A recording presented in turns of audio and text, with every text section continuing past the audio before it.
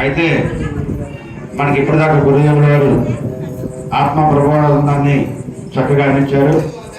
అయితే ఈ యొక్క జ్ఞానం అనేది సముద్రంతో పోలిసారు మహాత్ములైనటువంటి వారు. ఈ జ్ఞాన సముద్రం అంటే ఎంతమంది ఎంత తీసుకున్నా తరగలేనటువంటిది కాబట్టి ఎంత తీసుకున్నా ఇంకా తీసుకోవడానికి అవకాశం ఉంటుందని చెప్పారు.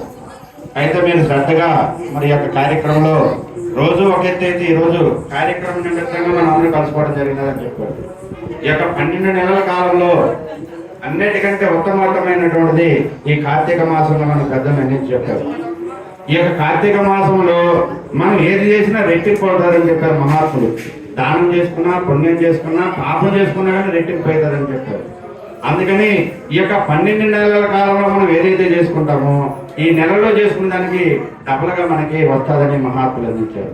అందుకని మహాత్ములు ఈ యొక్క పుణ్యమైనటువంటి మాసంలో పుణ్యకార్యాలు ఎక్కువగా చేసుకుంటారు. మన కన్ను చూస్తున్నాం. అందులో భాగంగా మనకు కూడా ఈ యొక్క సుబ్బాయమ్మ వెంకటరాముడు సుండి సుబ్బాయమ్మ వెంకటరావు దంపతులు చక్కగా కార్యక్రమాలు ఏర్పాటు చేశారు. అయితే గతం కదా జరిగిపోయి తెలియకుండా జరిగిపోయి మనకు అనవసరం. ఇప్పుడు జరిగేది మనం ఏ విధంగా నడుచుకోవాలనేది మహాత్ముల ద్వారా తెలుసుకోవాలని చెప్పారు. సత్సాంగత్యం అంటే శాశ్వతమైన దాని గురించి విచారం చేయడం సాంగత్యం.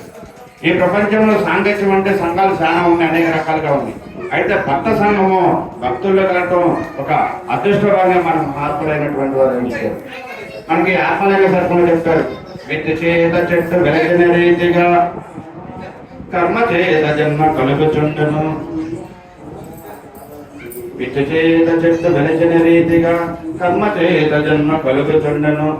కలియుగాత్మలకెళ్ళను కర్మ భ్రాంతి వీడదు కలియుగాత్మలకెళ్ళను అఖిల జీవ సంఘ ఆత్మలింగ.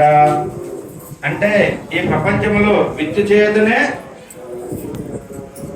వెలిచుండను చెట్టు. విద్య లేకుండా చెట్టు రాదు.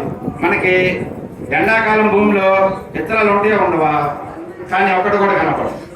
వర్షం పడగానే ఎంత చూస్తే మొత్తం వస్తుంది. అతనే విద్య చేతనే పెంచుతుంది చెట్టు. విత్తనంలోనే ఉంది చెట్టు. ఎవరికైనా తెలిసిందే ఇంత చెట్టు అయితే ఎవరైనా గమనించావా? అసలు విద్య చూస్తే చెట్టు మనం గమనించలేము. అందుకని విద్య చేతనే వెలుచుండు, విద్య చేత వెలిన చెట్టు. కర్మ చేతనే కలుగుతున్న జన్మ. కర్మాడు పొందిని మనుషులు ఒక కర్మబంధంతో మానవ లోకంలోకి వచ్చినాం కాబట్టి కర్మని పోగొట్టుకోవాలంటే గురువు కావాలని చెప్పారు మహాత్ములే. నీకు నువ్వు పోగొట్టుకోవడం తెలియదు కాబట్టి గురువు ద్వారా పోగొట్టుకోవాలని చెప్పాడు. ఒక పని నేర్చుకోవాలంటే పనివాడి కాడ కూర్చుంటున్నావు. ఒక చదువు నేర్చుకుంటే పంతులు గారి కాడ 10 సంవత్సరాలు కూర్చుంటున్నావు. మరి జ్ఞానం నేర్చుకోవాలంటే గురువు కాడ కూర్చోకుండా ఎట్లొచ్చింది? నీ ఇంట్లో నువ్వు కూర్చుంటే ఎవరికే రాదు కదా. అందుకే పంతులు గారు వాళ్ళ పిల్లగాడైనా పంతులు గారి గారికి ఆయనే పంతులు కదా అని చెప్పొచ్చు కదా. వాళ్ళ పిల్లగారు వాళ్ళు చెప్పాలి కదా. నీకు ఎంత తెలిసినా తెలియాల్సింది ఇంకొకరి కాడ నేర్చుకుంటేనే తప్ప అంతా నాకే తెలుసు అని అనిపెట్టదు మనసు. అందుకని కలియుగాత్మలకెల్లా కర్మబంధం వీడదని చెప్పి అంటే కర్మ వదిలిపెట్టదు. కర్మ భక్తి జ్ఞాన వైరాగ్యాలు కర్మ పరుచుది. కర్మ చేయకుండా ఎవరికి కుదరదు. ఈ చేసే కర్మ సత్కర్మ దుష్కర్మ అని మహాత్ములు చెప్తారు. మంచి పని చెడ్డ పని 2 ఉంటాయి. పని అన్నాక ఒకటే ఉండదు. ఈ ప్రపంచంలో దృశ్య ప్రపంచం అంటే కంటికి కనపడేది మొత్తం ఉండడానికి కనపడకుండా పోయింది. అయితే కనపడ్డాక ఊరుకుంటుందా మనసు? ఊరుకోదు. అందుకని బ్రహ్మ సత్యము జగత్ మిథ్య. కనపడేదంతా మిథ్యని ఎప్పుడైతే నువ్వు కనుక్కుంటావు దాని మీద మమకారం లేకుండా పోయింది. కనపడేదంతా సత్యం అనుకొని నిజమని ఎవరైతే అనుకుంటారో దానికి వెళ్ళిపోయి వాళ్ళు మళ్ళా జన్మలో ఎరిగిపోవడానికి కారణం అవుతారు. ఎందుకు వచ్చింది అంటే జన్మ కర్మకు వచ్చింది మనం చెప్పుకుంటాం. కర్మ అంటే ఏంటంటే పని. ఇప్పుడు మనం పని చేస్తున్నామా ఊరకనే ఉంటున్నామా? పని చేయకుండా ఎవరు ఉండరు. చిన్న చీమ కాడ నుంచి పెద్ద ఏనుగు దాకా కూడా అన్ని పని చేస్తున్నాయి. చిన్న పిల్లగాడి కాడ నుంచి సత్య ముసలి దాకా కూడా పని చేస్తూనే ఉన్నారు. అయితే పని చేసినందులో లాభం అయితే నష్టమైంది మనం గమనించడమే. ఇది మానవ జన్మలో ఉత్తమోత్తమైనటువంటిది అని చెప్పారు. చేసినాక నష్టము లాభం అన్ని ఉంటాయి ప్రపంచంలో, కానీ పరమార్థం పనుల లాభమే తప్ప నష్టం లేనటువంటిది ఒకటేనని చెప్పారు మహాత్ములైన. మనం ఏ పని చేసినా ఇంటికి వచ్చినాక విచారం చేస్తాం. పశువులైనటువంటివి కూడా పశువులు మేసొస్తాయి. వచ్చినాక ఏం చేస్తాయి? చక్కగా నెమర వేస్తాయి. ఇప్పుడు మనము కూడా ఏం చేస్తున్నాం? పోయి పని చేసుకుంటే ఆలోచిస్తున్నాం, ఊరికి పోతే ఆలోచిస్తున్నాం, సినిమా పోతే ఆలోచిస్తున్నాం, కొట్లో గొడ్లు కొంటే ఆలోచిస్తున్నాం. మరి గురుగారు వచ్చి మాట చెప్తే మాత్రం ఆలోచనే ఉండదు. ఏదో చెప్పినట్లే కానీ పోయి వచ్చిన మేము కూడా పోయినాక మేము పోయేలకు అయిపోయి మేము బాగా వినలేదు అంటే ఏమైంది? వినడానికా అని వినకుండా ఉండడానికంటే వినడానికి మనం చెప్పుకునేది, కానీ దానిపై మనసు పెట్టదని చెప్పి మనసు పెడితే ఎంత పని హాయిగా ఉండదు. అందుకే మనసు ఎండలో చేస్తుంది, వానలో చేస్తుంది, మొగలు చేస్తుంది, రేత్రి చేస్తుంది. ఇప్పుడు అప్పుడే దాడు ఎప్పుడేం చేసేది మనసు ఇష్టపడితే కష్టమే లేదు. మనసుకి ఇష్టం లేదనుకో ఎప్పుడు చేద్దామని ఇబ్బందిగా ఉంటుంది. మనసుకి ఇష్టమైతే ఎప్పుడేం చేస్తుంది, పాల డబ్బుల కోసం 10 రూపాయలు ఎక్కువ ఇస్తే ఎప్పుడైనా పోయి పని చేస్తుంది.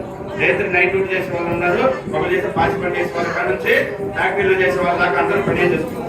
పని చేయకుండా ఎవరైనా ఉంటున్నారా? చేసిన పనికి ఫలితం ఎంత వచ్చేది ఇది గమనించాలి, గుర్తుంచుకోవాలని చెప్పారు. ఏ పని చేసినా డబ్బులు వస్తాయి, కానీ పరమార్థం అనేది వాళ్ళు చేస్తే తప్ప ఒక చేసుకొచ్చి ఇచ్చే డబ్బులు కాదు. పని అనుకో, నీకు సంబంధించినటువంటి వాళ్ళు నీ చుట్టాలు కావచ్చు, నీ స్నేహితులు కావచ్చు, లేకపోతే నీ భార్య కావచ్చు, పిల్లలు కావచ్చు, తల్లిదండ్రులు కావచ్చు, సంపాదించి పెడితే నీ కూర్చొని తినడానికి బాగానే ఉంటుంది. కానీ నాన్న మాత్రం ఎవరికి వాళ్ళకే సంపాదించుకోవాల్సి వచ్చినారని చెప్పారు. జై సద్గురు మహారాజుకి. అంటే ఏమైంది ఇక్కడ? పని అయితే అందరూ తెలుసుకుంటారు, మొత్తాతల కానించి తాతల కానించి తల్లుల కానించి చేసుకుంటూ వస్తుంది కాబట్టి దాని గురించి మనం చెప్పాల్సిన పని లేదు. ఆకలి కోసము సంపాదించుకోవడం కోసం అయితే ఎవరికి ఆకలి ఆశ లేకపోతే మానవుడి కష్టాలు ఏమని చెప్పారు. ఆకలి ఒకటి ఉంది, ఆశ ఒకటి ఉంది కాబట్టి వాటి కోసం మనం కష్టపడడం జీవితాంతం. పోనీ అయిపోతుందంటే ఈ జీవితం పైన అయిపోయేవి కావు. పోయే లోపల ఉన్న సత్యాన్ని ఎవరైతే తెలుసుకుంటారో వాళ్ళు మాత్రం మహాత్ములుగా మన ముందే ఉంటారని చెప్పారు. మానవుడే నరనారాయణ అంటే కృష్ణార్జునుడు అని చెప్పారు. తెలియకపోవడం వల్ల నరుడేంటి తెలుసుకొని దేవుడేంటి. దేవుడికి డ్యూటీ ఉంది, అంటే ఇలా బాగు చేసే డ్యూటీ. వీళ్ళు